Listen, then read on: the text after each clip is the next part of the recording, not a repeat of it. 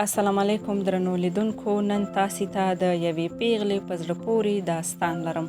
هیله ده تر پایه یې وګورئ او زما چینل سبسکرایب کړئ.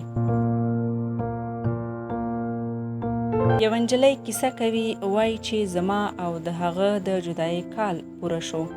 دا یو کال هره ورځ هره شیبه دې ته په تمه وم چې هغه راځي. د هغه یو زنګ یو مسج ته ټوله ورځ به انتظار وم. په ورځ کې به مې څو ځلې موبایل لیده. ویل به مې هسې نه هغه مسج کړی وي بې ځوابه پاتې نشي، خو ناهیلی به شوم. د هغه زه هیڅ په یاد نه وم، ځکه هغه یوازې نه و. د هغه په شاوخوا کې ډیر خلک وو. هغه د وخت تېرولو لپاره نورو نجونو سره خبرې کولې.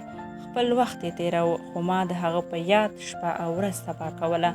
تل مې د هغه په یاد او اوښکې تویولې. خپلې له اوښکو ډکې سترګې هرې خوا د هغه د لیدو په تمه اړولې.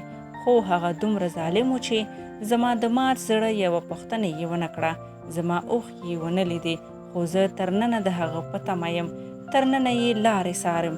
وایم هغه به یوه ورځ راځي، خو هغه وخت به بیا ډیره ناوخته شوی وي.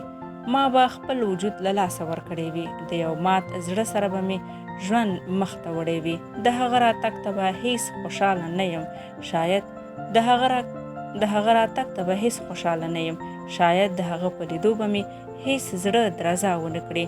د هغه په لیدو به هیڅ بې قراره نشم، ځکه په مات زړه بیا ژوند نه کیږي او مینه نه کیږي.